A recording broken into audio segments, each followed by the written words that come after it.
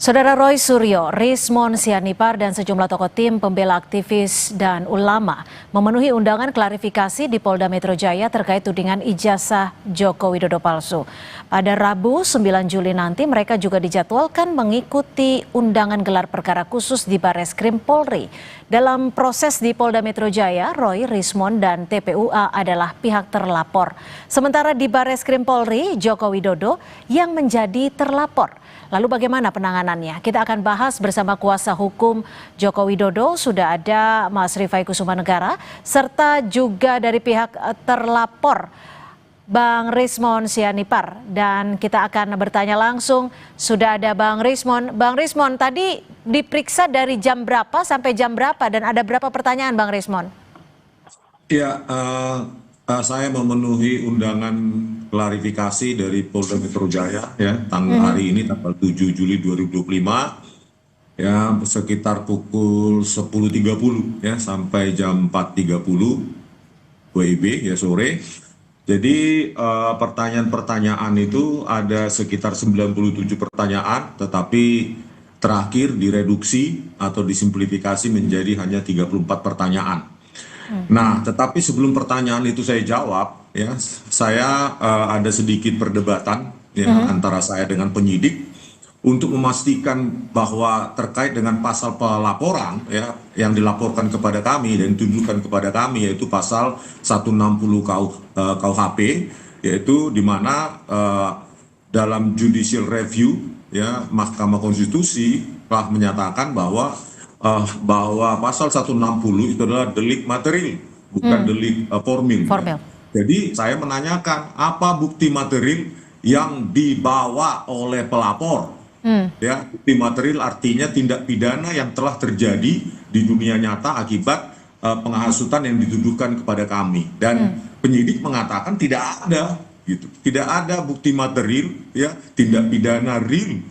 Misalnya keonaran, kegaduhan, atau apapun itu akibat penghasutan yang dituduhkan kepada kami. Terus ya saya menyatakan bahwa pasal 160 KUHP itu kenapa dipakai kepada kami? Ini semacam laporan-laporan pepesan kosong ya. Bagaimana ya pelapor itu dengan gampang melaporkan seseorang hanya melampirkan video-video.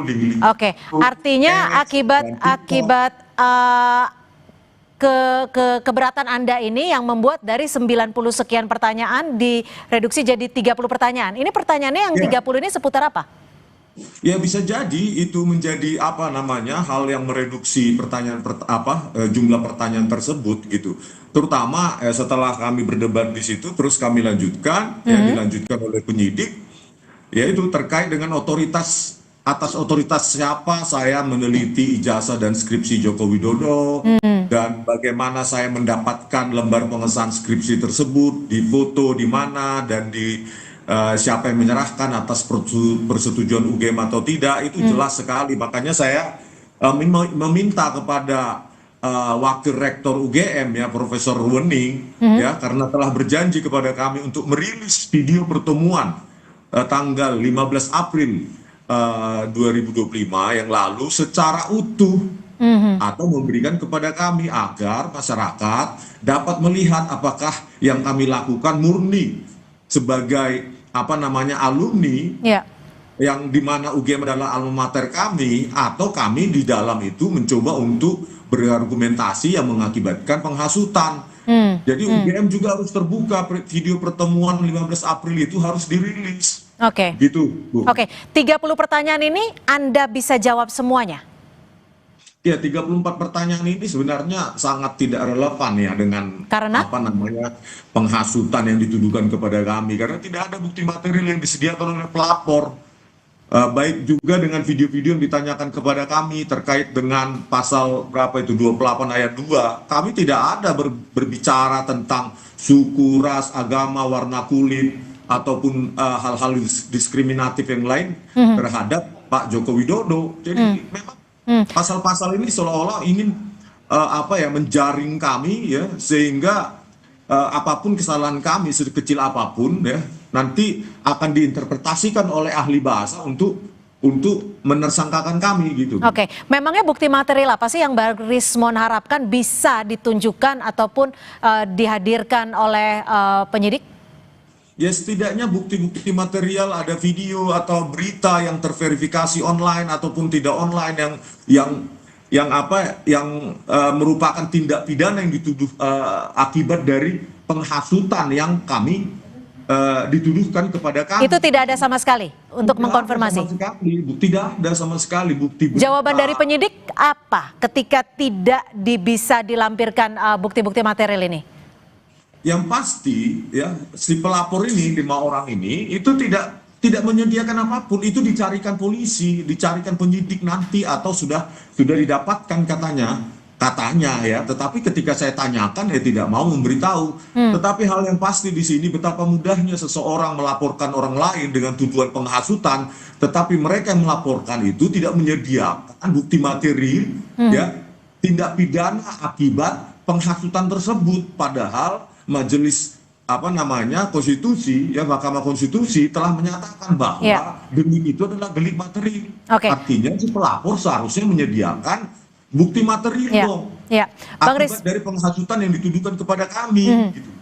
Bang Rismon, tapi gini, pada 1 Juli lalu Bang Roy Suryo CS kan juga menyebut bahwa menolak untuk hadir dalam klarifikasi. Lalu kenapa hari ini Bang Roy, Bang Rismon menyanggupi untuk hadir dalam klarifikasi? Ya itu kan sebenarnya kami sudah ada di Jakarta ya, terutama saya sebelum tanggal 2 Juli 2025 yang lalu. Cuma advice dari tim hukum kami memandang sebenarnya pasal 160 atau pasal lainnya yang dituduhkan kepada kami terkait dengan penghasutan dan SARA itu sangat jauh dari relevansinya dari apa yang kami lakukan. Kami lakukan kan uji ELA ya, terus uji lintasan stempel dengan sebaran RGB, terus menguji jenis huruf yang ada di lembar pengesahan skripsi dan lainnya. Nggak ada hubungannya dengan SARA maupun penghasutan begitu. Oke. Tadi kan Bang Roy juga sempat bilang bahwa khawatir jawabannya nanti justru digunakan untuk menjerat. Kalau Anda ada kekhawatiran seperti itu? Ya sama halnya seperti itu.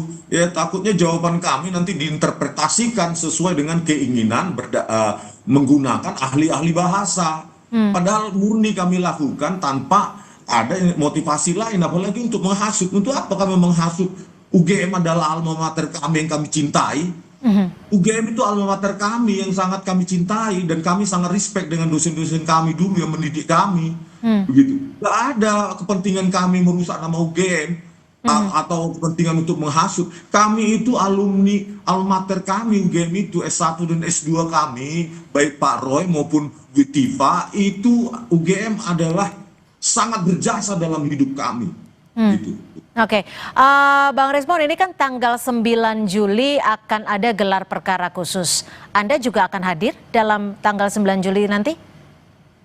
Iya, tentunya ya kami kan diajukan sebagai ahli gitu ya. Sebaiknya pihak ahli independen juga diberikan ruang bagi di Bareskrim nanti, bukan hanya dari ahli dari pihak Pak Jokowi maupun pihak Bareskrim, dan harus terbuka begitu. Jadi masing-masing kan harusnya disediakan memberikan argumentasi ilmiah, biarkan Bareskrim nanti menyimpulkan, dan kalau bisa dilakukan secara terbuka dan dihadirkan semua bukti-bukti itu, put all the evidence, semua evidence itu letakkan di atas meja dan kita teliti secara sama gitu. Dan kalau bisa ya ada peneliti-peneliti independen juga untuk sehingga Bareskrim bisa mendapatkan kesimpulan yang konklusif dan konvergen mengenai keautentikan atau kepalsuan dari ijazah maupun skripsi Pak Joko Widodo. Oke, saya ke Mas Rifai.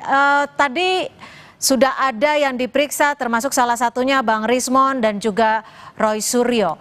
Ini juga disebutkan, Roy menjelaskan bahwa pelapor selain klien Anda nggak ada legal standing. Bagaimana Anda menjelaskan hal ini atau menanggapinya?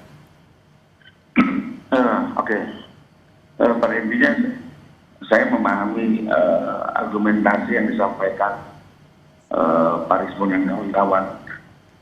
Tapi di sisi lain, sebenarnya kalau mau bicara tidak ada legal standing, Itu juga terjadi di dalam perkara kami.